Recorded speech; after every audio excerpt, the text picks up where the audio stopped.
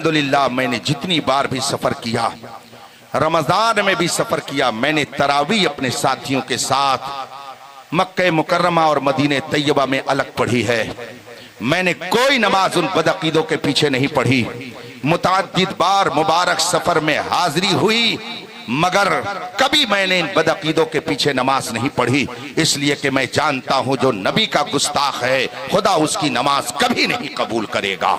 नमाज हो या रोजा, हज हो या ज़कात, जब तक कि मुस्तफा का मोहतर कोई मुस्तफा जाने रहमत पर सही ढंग से ईमान न रखे, उस वक्त तक उसके रोजे और नमाज की कोई हैसियत नहीं। ये मैं नहीं कहता, ये कुरान कहता है, ये हदीस कहती है, ये मेरे मुस्तफा का फरमान कहता है। अपने हबीबे पाक की तुफैल उन्हें तमाम मकामात मुक़द्दसा पर बाअदब ज़ियारत की सआदत अता फरमाए और खैर व आफियत से ले जाए और खैर व आफियत से उन्हें घर वापस फरमाए। थोड़ी देर आप तशरीफ रखें, आपका ज़्यादा वक्त नहीं लिया जाएगा। आइए मुस्तफ़ा जान रहमत सरवरी कायनात फ़ख्र मौजूदात नबी मुकर्रम शफ़ी मुअज़्ज़म सल्लल्लाहु अलैहि वसल्लम की बारगाह क़ुद्स में दुरूद व सलाम का नज़राने अक़ीदत पेश करें और पढ़ें। अल्लाहुम्मा सल्लि अला सय्यिदना व मौलाना मुहम्मद मादिनिल जूद वल करम व आलिहिल किराम अजमाइन।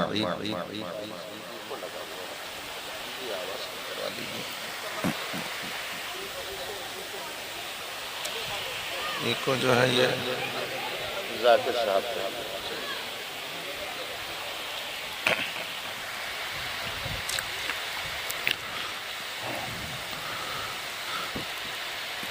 उनकी मेराज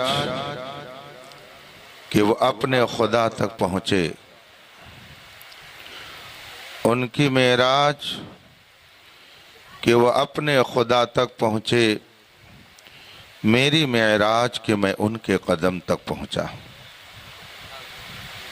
हजरात, इंसान की जिंदगी में खुशी के कई मरहले आते हैं।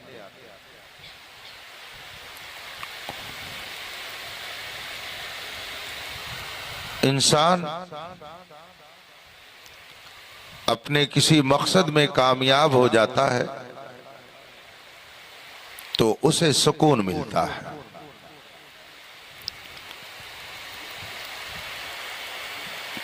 खुशी का एहसास होता है। मसलन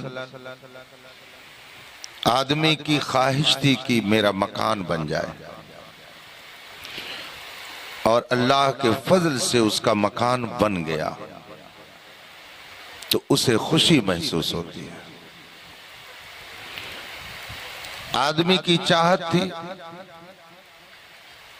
कि मेरा बेटा अच्छी नौकरी पा जाए, बच्चा अच्छी नौकरी पा गया तो आदमी को खुशी होती है। बे औलाद था, अल्लाह ने साहिब औलाद बना दिया, आदमी को खुशी होती है। इंसान की जिंदगी में खुशियों के ये मनाजिर, खुशियों के ये हालात और खुशियों का ये माहौल आता ही रहता है, लेकिन हरमैन तैयबैन की ज़ियारत खा हज के मौके पर, खा उम्रे की नीयत से या यूं ही दयारे हबीब में हाजिरी, ये दर हकीकत इंसान की जिंदगी की मेराज है। जिंदगी भर आदमी जिस समत अपना चेहरा करके खुदा को याद करता है, हर नमाज में वो कहता है मुँह मेरा काबा शरीफ की तरफ, मुँह मेरा काबा शरीफ की तरफ। जाने वाले के बारे में तो मुझे ये नहीं मालूम कि उनकी उम्र कितनी, अंदाजा से लग रहा है ये दोनों साहब सामने बैठे हैं 50 से ऊपर इनकी उम्रें हैं। इन्होंने हजारों मर्तबा मस्जिद में हाजिरी दी होगी और अल्लाह अकबर कहने से पहले नियत करते हुए कहा होगा मुंह मेरा काबा शरीफ की तरफ। काबा शरीफ को देखा नहीं था, लेकिन ईमान का तकाजा ये कह रहा था कि जब रब की इबादत कर तो ये कह ले मुंह मेरा काबा शरीफ की तरफ। जिंदगी भर तरफ तरफ तरफ तरफ कह के नमाज पढ़ता रहा। आप गौर कीजिए कि किस कदर खुशी का मकाम होगा कि जिंदगी भर जिसे देखा नहीं था, सिर्फ ये कहता था मुंह मेरा काबा शरीफ की तरफ, आज काबा उसकी निगाहों के सामने है। जलवे खुदा वो अपने माथे की आंखों से देख रहा है। वो खाने काबा जिससे हजारों नहीं लाखों यादगार वाबस्ता है। वो खाने काबा जिसकी हैबत से बड़े बड़े औलिया का कलेजा फट जाता है। उस खाने काबा को बंदा अपने निगाहों से देख रहा है। इससे पढ़ करके इंसान के लिए जिंदगी की मेराज और क्या हो सकती है। फरमाया गया है कि आदमी की जब नजर पहली बार खाने काबा पर पड़े, बंदा उस वक्त इखलास के साथ जो दुआ करता है, अल्लाह अपने करम से उसकी दुआ को कबूल फरमा लेता है। खाने काबा का ये मकाम है, उसको देखने के बाद दिल दहलने लगता है। इंसान के ऊपर हैबत और रौब तारी हो जाता है। वो खाने काबा जिसमें न जाने कैसी कैसी चीजें रखी गई थी, मेरे मुस्तफा सरवर कौनैन सल्लल्लाहु अलैहि वसल्लम ने उसे उन चीजों से और उनकी आलूदगी से पाक फरमाया। वही खाने काबा है जिसके सहन में मेरे मुस्तफा अगर नमाज के लिए जाते थे तो कुफ्फारो मुशरिकीन मक्का तरह तरह से ईजा पहुंचाते थे। आज उनका नामो निशान मिट गया है और खालिस तौहीद इलाही के अनवार से वो पूरा हरम जगमगा रहा है और लोग उससे रोशनी हासिल कर रहे हैं। आप गौर फरमाएं कि एक इंसान के लिए कैसा अजीब लम्हा होता होगा। फरमाया गया कि पहली नजर जो पड़े खाने काबा पर, बंदे ने उस वक्त जो दुआ की, अल्लाह उसकी दुआ को रद्द नहीं फरमाता। उलमा फरमाते हैं कि बंदा अपने दिल में न जाने कितनी दुआएं लेकर के जाता, न जाने कितनी तमन्नाएं लेकर के जाता है। दुआ एक ही कबूल होनी है।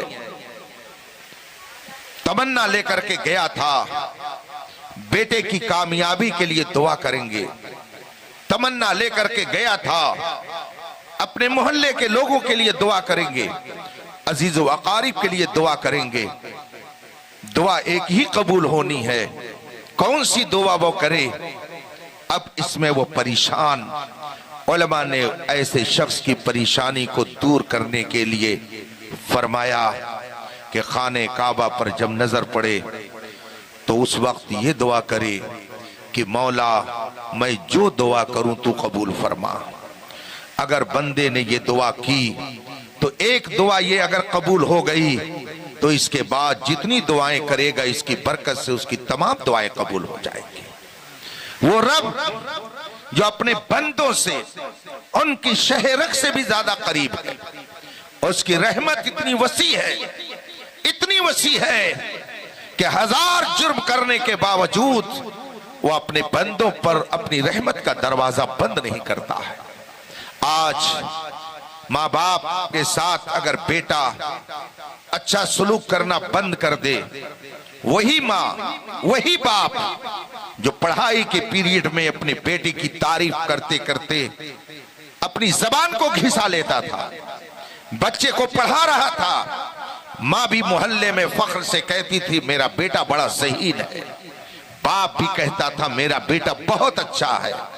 लेकिन अगर जॉब में वो लग गया और 2-4 साल के बाद शादी हो गई और बच्चे ने किसी बिना पर माँ बाप की तरफ तवज्जो कम कर दी, खर्च देना कम कर दिया, वही माँ बाप जो बेटे की मोहल्ले भर तारीफ करते थे उनकी जबान बदल जाती है।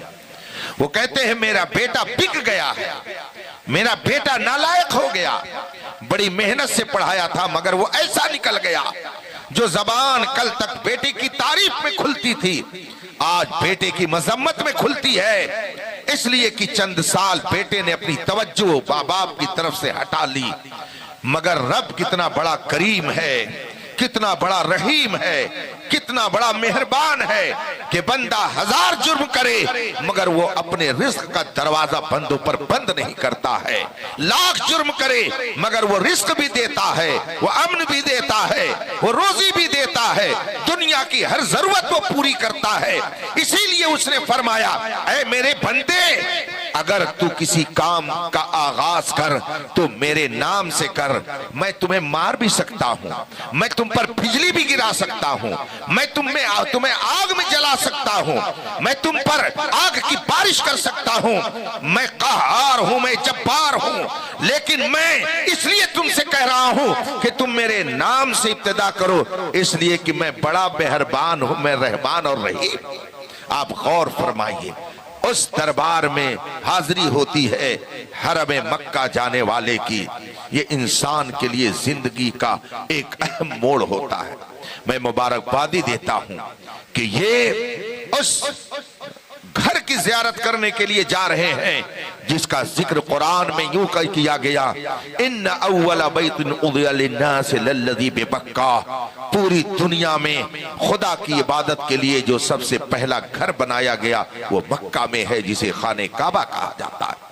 कायनात के इस दुनिया के सबसे पहले घर की ज़ियारत करने के लिए ये अपने घर से रवाना हो रहे हैं। वो घर जो अंबियाए किराम का मरकज, वो घर जो दुनिया और आखिरत में कामयाबी की जमानत, वो घर जो खुदावंदे कुद्दूस तक पहुंचने का जरिया है। एक बुजुर्ग के यहाँ मैं बैठा हुआ था, उनसे गुफ्तगू हो रही थी, उन्होंने अपनी गुफ्तगू के दौरान फरमाया कि ये वहाबी कैसा बदअकीदा है, कहता है नबी से वसीला नहीं लेना चाहिए, नबी का वसीला शिर्क है। इस बेवकूफ को इतनी बात भी समझ में नहीं आती है, खाने काबा की तरफ मुंह करके नमाज पढ़ता है।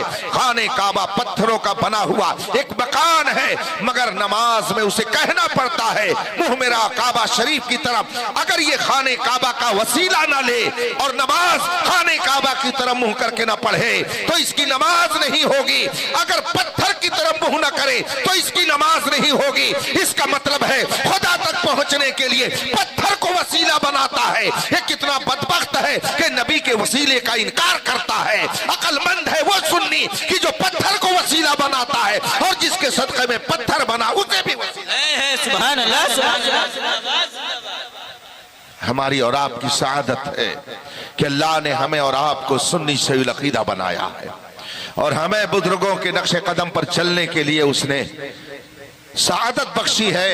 ये खाने काबा की ज़ियारत को जाएंगे, ये उम्रा करेंगे।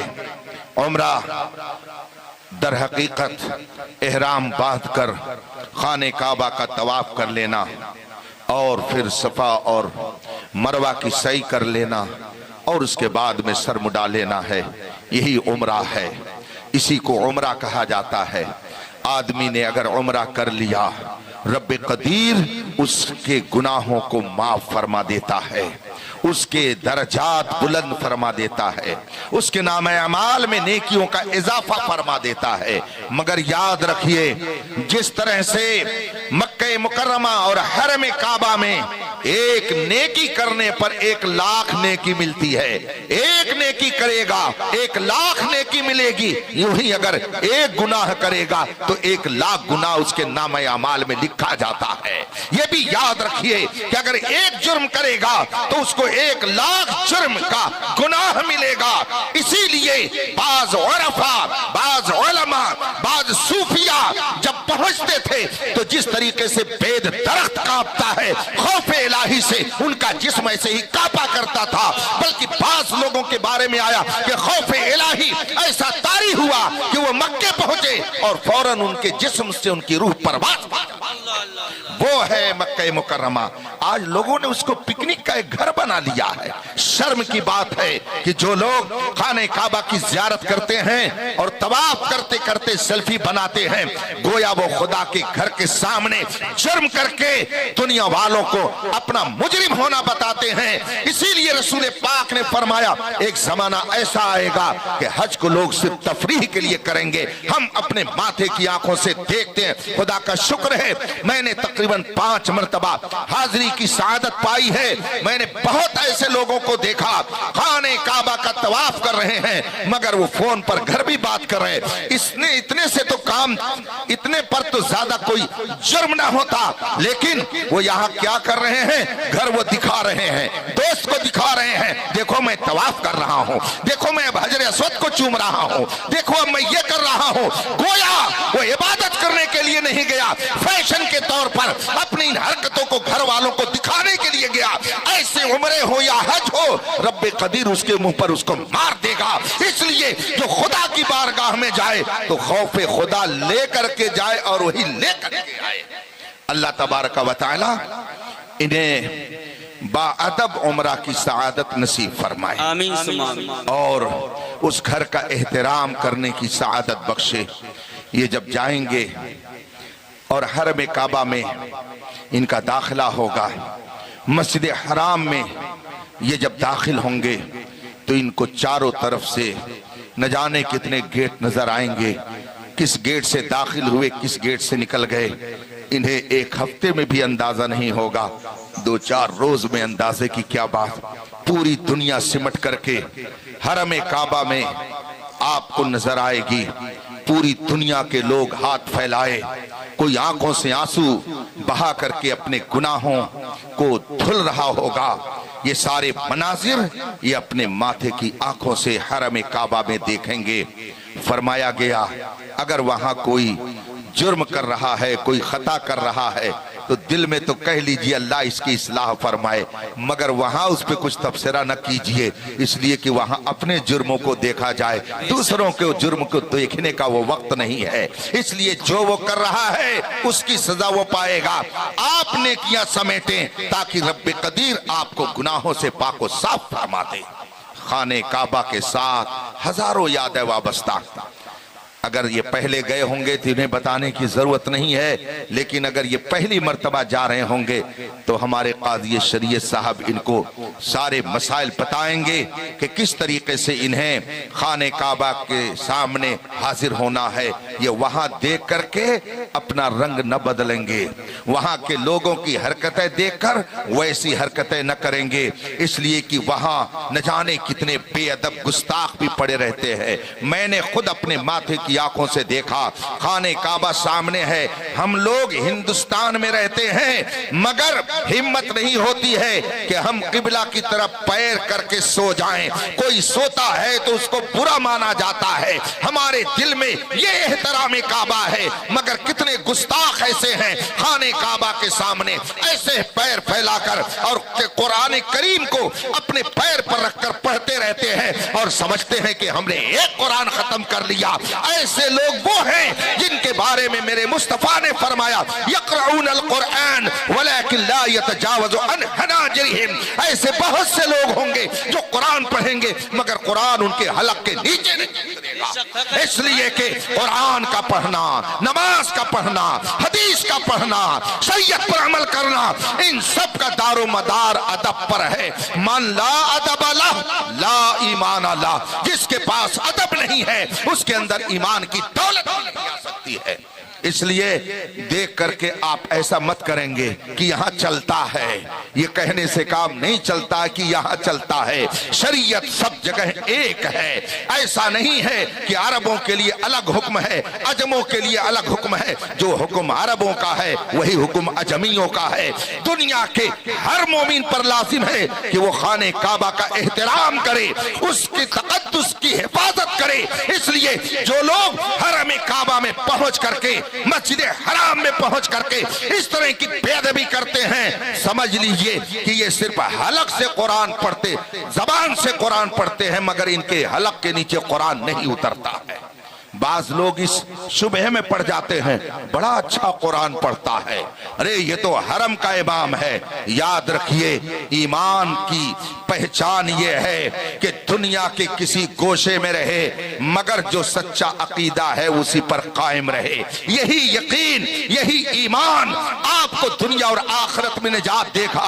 आज बहुत से लोग कहते हैं हजरत गए, हजारों लोग नमाज पढ़ रहे थे, हमने सोचा कि आखिर हम अलग क्यों पढ़ें, हम भी उन्हीं के साथ पढ़ने लगे। तबीयत ने कहा अलग नहीं होना चाहिए। बहुत लोग नमाज पढ़ रहे हैं, बहुत अच्छी क़िरात कर रहे हैं, सब कुछ रसूल पाक ने 1400 साल पहले बयान कर दिया।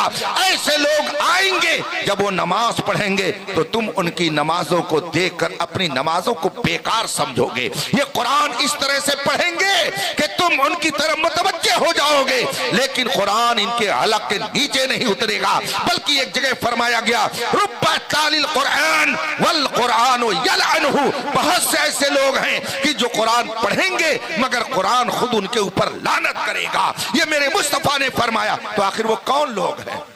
वो कौन लोग हैं कि कुरान पढ़ेंगे और कुरान उनके ऊपर खुद लानत करेगा? ये वो लोग हैं जो कुरान पढ़ेंगे मगर काबा का एहतराम नहीं करेंगे। इसलिए कि कुरान में फरमाया गया, वमन युअज़्ज़िम शआइरल्लाह फइन्नहा मिन तक़वल क़ुलूब, जो अल्लाह के निशानियों की ताज़ीम करे तो समझ लो उसके दिल के अंदर तक़वा है, और जो अल्लाह के निशानियों की ताज़ीम न करे समझ लो कि वो तक़वा से खाली है। वो नमाज तो पढ़ता है मगर उसके अंदर तक़वा नहीं पाया जाता। ये मैं नहीं कहता, ये कुरान कहता है। इसलिए रफीकान मोहतरम, आप चाहे हरम मक्का पहुंचे या हरम मदीना पहुंचे, अपनी इबादतों का खास ख्याल रखें, अपनी नमाजों को ज़ाय न करें। बहुत सारे लोग कहते हैं अरे इनके पीछे नमाज नहीं पढ़ेंगे तो किसके पीछे पढ़ेंगे? अल्लाह अकबर, सुबहान अल्लाह। कहाँ आप फरेबे नफ्स में पड़ गए? कैसे आपने ये अकीदा बना लिया कि इनके पीछे नहीं पढ़ेंगे तो किसके पीछे पढ़ेंगे? रसूल पाक सल्लल्लाहु अलैहि वसल्लम ने इरशाद फरमाया कि तुम्हारा इमाम खुदा की बारगाह में तुम्हारा नुमाइंदा होता है, इसलिए बेहतर नुमाइंदा मुंतखब करो। और जो नुमाइंदा खुद रसूल पाक की तौहीन करे, उनके वसीले को शिर्क कहे, भला वो खुदा की बारगाह में बेहतर नुमाइंदा कैसे हो सकता है? इसलिए जो ऐसों को नुमाइंदा बनाएगा उसकी नमाज को खुदा उसके मुंह पे मार देगा। इसलिए कि बेमुस्तफा के वसीले के ना ईमान कबूल है ना उसकी नमाज। सुभान अल्लाह, नारे तकबीर, नारे रिसालत, नारे रिसालत, ज़ायरीने हरमैन शरीफ है, मसलके आला हज़रत, नारे तकबीर, नारे रिसालत। हज के मौके पर जाएं या उम्रा के लिए जाएं या यूं ही ज़ियारत के लिए जाएं, मैंने चूंकि मुतअद्दिद बार ज़ियारत का शरफ हासिल किया, तजस्सुस, तहकीक और खोज अपने मिजाज में है, तो खाने पीने के सिलसिले में भी मैं बहुत ही तहकीक से एहतमाम के साथ खाने पीने की तरफ मुतवज्जे रहता हूँ। मैंने खुद मक्का शरीफ के कई होटलों में जा जा करके गोश्त को देखा। एक होटल में मैं गया, मैंने उससे पूछा कि गोश्त कहाँ से आता है, तो उसने कहा कि ये ब्राज़ील से आता है। मैंने कहा ये ताज़ा गोश्त होता है कि बासी? कहा कि ये इसमें ताज़ा भी होता है और बासी भी होता है। हमने कहा क्या यहाँ ज़बह नहीं होता? कहा कि यहाँ ज़बह होता है। हमने कहा कि तो आखिर यहाँ जो ज़बह होता है उसे क्यों नहीं आप ख़रीदते हैं, उसे क्यों नहीं आप बनाते हैं? जो ब्राज़ील से आता है उसे क्यों बनाते हैं? तो उसने कहा वो सस्ता मिलता है, पाकिस्तानी होटल वाला था। उसने कहा कि ये सस्ता मिलता है इसलिए इसे बनाते हैं। मैंने उससे कहा कि अगर मक्का शरीफ के मस्बह में यहाँ के स्लॉटर हाउस में जानवर ज़बह किया जाएगा तो उस पर तो कम खर्च आएगा, इंपोर्ट का एक्सपोर्ट का खर्च बच जाएगा। जो ब्राज़ील से आएगा उसमें इंपोर्ट इंपोर्ट का खर्च बढ़ेगा, तो महंगा उसको होना चाहिए, यहाँ के माल को सस्ता होना चाहिए। लेकिन वो सस्ता है ये महंगा है, इसमें क्या हिकमत है? उसने कहा मैं नहीं जानता हूँ, आनर जो करता है मैं वो करता, कहता है वो मैं करता हूँ। ये देखिए। मैंने कहा गोश्त कहाँ रखा हुआ है? कहा वो देखिए फला फ्रीजर में रखा हुआ। मैंने कहा चलिए मेरे साथ। मैं गया उसके साथ, उसने फ्रीजर खोला, दिखाया तो ब्राजील के गोश्त का पैकेट रखा हुआ था, मुर्गियां उससे पैक की हुई थी और उसके ऊपर लिखा हुआ था हलाल। मैंने कहा ये हलाल इस पर लिखा हुआ है तो क्या ब्राजील के मुसलमान इसको ज़बह करते हैं? कहा ये सब मैं नहीं जानता। मैंने कहा चलिए कोई बात नहीं है, यही आप खिलाते हैं? कहा हाँ यही पकता है और लोग यही शौक से खाते हैं। सुन लीजिए कान खोल करके, इस तरह से जो गोश्त आता है उस गोश्त का खाना हराम है, उस गोश्त का खाना नाजायज है, इसलिए कि गोश्त खाने के लिए बड़ी शर्तें हैं। हर किसी के हाथ का ज़बीहा खाया नहीं जा सकता। ब्राजील में किसने ज़बह किया? सुन्नी था कि गैर सुन्नी था? फिर वो मशीन से ज़बह किया गया कि हाथ से ज़बह किया गया? पता नहीं किस तरीके से आया, झटके के साथ आया है कि बगैर झटके के, कुछ पता नहीं। हलाल लिख दिया गया, सिर्फ उस लिखने से वो जायज नहीं हो जाएगा। इसलिए ऐसे गोश्त के खाने से परहेज कीजिए। यहूदो नसारा ने अरबों का मिजाज दीन से इतना दूर कर दिया है कि इनके हालात को देख करके ही किसी शायर ने कहा था काबे की कमाई से जो पीते हैं शराब, इनके बारे में कोई क्या लिखे? हाँ पढ़ता हूं तो ये कहती है खालिक की किताब है मिसले यहूदी, ये सऊदी भी अजाब, उनके बारे में कोई क्या लिखे? काबे की कमाई से जो पीते हैं शराब। इसलिए आप कभी इनके जुब्बा, इनकी टोपी, इनके साफे से फरेब मत खाना।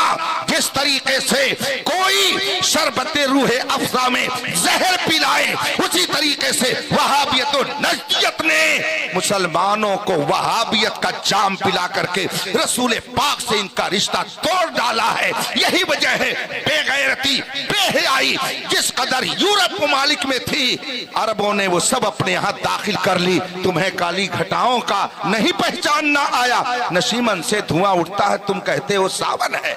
हमारे उलमा जो आपको तालीम देते हैं, आप उसी के मुताबिक हज कीजिए, उसी के मुताबिक उम्रा कीजिए।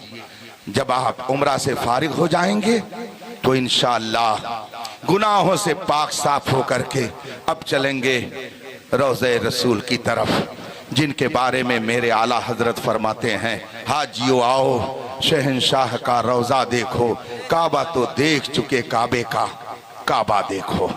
अब ये उस दर की जियारत के लिए जा रहे हैं जिस दर की जियारत के लिए फरिश्ते सुबह शाम हाजिर होते हैं, और जो एक बार आ गया फिर उसे दोबारा हाजिरी का मौका नहीं मिलता है। मैं एक सफर मुबारक में हरम नबवी के सहन में बैठा हुआ था, मगरिब की नमाज अपने चंद साथियों के साथ पढ़कर दुआ के लिए बैठ गया। अल्हम्दुलिल्लाह मैंने जितनी बार भी सफर किया, रमजान में भी सफर किया, मैंने तरावी अपने साथियों के साथ मक्के मुकर्रमा और मदीने तैयबा में अलग पढ़ी है। मैंने कोई नमाज उन बदअकीदों के पीछे नहीं पढ़ी। मुतअद्दिद बार मुबारक सफर में हाजिरी हुई, मगर कभी मैंने इन बदअकीदों के पीछे नमाज नहीं पढ़ी, इसलिए कि मैं जानता हूं जो नबी का गुस्ताख है खुदा उसकी नमाज कभी नहीं कबूल करेगा।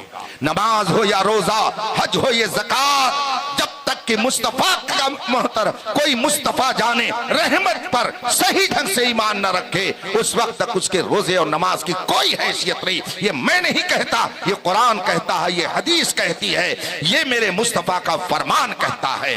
मैं अपनी नमाज अलग पढ़ता था अपने अहबाब के साथ, कभी तन्हा। मैंने कभी उनकी इख्तिदा में दोनों हरमों में कोई नमाज नहीं पढ़ी, और रमजान में बाकायदा मैंने तरावी जमात से अपने चंद अहबाब के साथ साथ पढ़ी। बेखौफ व खतर मुस्तफा जान रहमत की इनायत से सारे काम अंजाम पाते रहे। एक दिन मगरिब की नमाज अपने साथियों के साथ पढ़कर मैं गुंबदे खजरा के पूर्वी हिस्से में, जिधर जन्नतुल बकी है, बैठ गया। वहां आप सब लोग जानते हैं कि दक्षिण की तरफ मुंह करके नमाज पढ़ी जाती है, इसलिए कि मदीने मुनव्वरा से खाने काबा दक्षिण की तरफ है, तो वहां दक्षिण की तरफ मुंह करके नमाज पढ़ी जाती है। पश्चिम की तरफ जन्नतुल बकी है, जिधर बाबुल बकी, और पूरब की तरफ और पश्चिम की तरफ बाबुल सलाम है, जहां से अंदर एंट्री होती है, दाखिला होता है। और जब आप बाबुल बकी की तरफ पूरब की सिमत निकल जाएंगे तो आप देखेंगे कि वहां पर बहुत बड़ा सहन है। लोग वहां पर बैठकर जियारत करते हैं गुंबदे खजरा की। मगरिब की नमाज के बाद हम चंद अहबाब के साथ बैठे हुए दुआ दुरूद में मशगूल थे। इतने में एक मुतव्वा आया, मैं उसको मुतव्वा के बजाय कुतव्वा कहता हूँ। वो कमबख्त आया और आने के बाद उसने मेरी तरफ मुखातब होकर के कहा कि ये सब अहमद रजा वाले हैं, ये सब अहमद रजा वाले हैं। यही जुमला उसने इस्तेमाल किया, ये सब अहमद रजा वाले हैं, उसी ने इनको गुमराह किया है।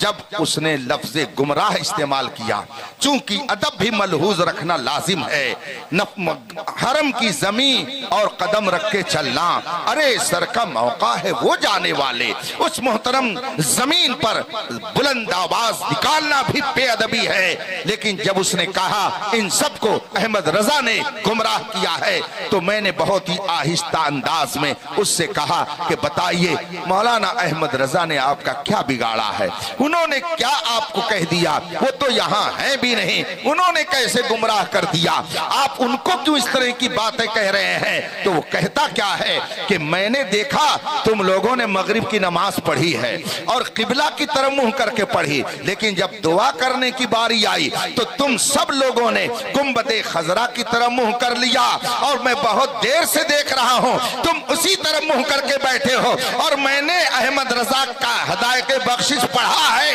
उसने उसके अंदर लिखा है हाजियो आओ शहंशाह का रोजा देखो, काबा तो देख चुके काबे का काबा देखो। तो तुम्हारा अहमद रजा गुंबदे खजरा को काबे का काबा कहता है, इसीलिए तुम लोग नमाज तो काबा की तरफ पढ़ते हो मुंह करके, मगर जब दुआ की बात आती है तो इसको काबे का काबा समझ करके इधर मुंह करके दुआ मांगते हो। तुम बहुत देर से ऐसे ही बैठे हो, इसलिए मैंने समझा कि तुम सब लोगों को अहमद रजा ने गुमराह किया है, तुम सब अहमद रजा वाले हो, चलो यहाँ से उठो। हम उठ तो गए मगर दिल में हम खुश थे। ऐ अहमद रजा, तेरी तुरबत पर हजारों रहमतें नाजिल हो कि अगर नबी की तरफ कोई मुतवज्जे है तो किसी और से नहीं जाना जाता है, जाना जाता है तो तेरी नारे तकबीर, नारे रिसालत, मसलके आला हजरत, फैज़ाने आला हजरत, फैज़ाने आला हजरत, नारे तकबीर, नारे रिसालत। ये दुनिया कहती है डाल दी कल्ब में अजमत मुस्तफा सैयदी आला हजरत पे लाखों सलाम। ये उस सरजमीन पर जाएंगे कि जो सिर्फ काबे ही का काबा नहीं है, बल्कि सातों आसमान सातों जमीन का भी काबा है, वो हजरत आदम का काबा है। मेरे मुस्तफा सारी कायनात के काबा हैं। वो जो न थे तो कुछ न था, और वो जो न हो तो कुछ न हो। जान है वो जहान की, जान है तो जहान है। उस मुकद्दस सरजमीन पर इनकी हाजिरी हो रही है कि जहां बुजुर्गों के जाने के वाकयात किताबों में यूं दर्ज हैं कि नफस गुम करदा मियायत जुनैदो बायजीदी जा। ये वो मकाम है कि जुनैद बगदादी भी आते हैं तो अपनी सांसों को रोक करके आते हैं। उस दयारे मुकद्दस में इनकी हाजिरी हो रही है। अल्लाह तबारक व तआला वहां पर इन्हें बाअदब रहने और वहां की ज़ियारत गाहों की बाअदब ज़ियारत की तौफीक अता फरमाए। ये जाएं और आएं और फिर जाएं। शायर कहता है मदीना जाऊं फिर आऊं, मदीना फिर जाऊं, इसी में उम्र ये मेरी तमाम हो जाए। और हजरत हसन बरेलवी अलैहि रहमत व रिजवान मेरे आला हजरत के बिरादर गिरामी बड़े खूबसूरत अंदाज में फरमाते हैं, मर के जीते हैं, मर रहे थे मगर जी गए, मर के जीते हैं जो जाते हैं मदीना ए हसन, और जी के मरते हैं जो आते हैं मदीना छोड़कर। वो सरजमीन है जहां पर न जाने कितने औलिया, न जाने कितने अब्दाल, न जाने कितने गौस, न जाने कितने कुतुब, न जाने कितने नबियों ने हाजिरी दी और कयामत तक हाजिरी देते रहेंगे। ऐसे मुकद्दस और पाकीज़ा ग्रुप में जहां नबियों का जम घटा, वलियों का जम घटा, कुतुबों का जम घटा, गौसों का जम घटा, ऐसे में अगर हम गुनहगारों की हाजिरी हो तो ये जिंदगी की मेराज नहीं तो और क्या हो सकती है। अल्लाह तबारका व तआला इन जाने वालों की इस हाजिरी को कबूल फरमाए, सेहत व आफियत से रखे और इन्हें कदम कदम पर अपनी रहमतों से माला माल फरमाए।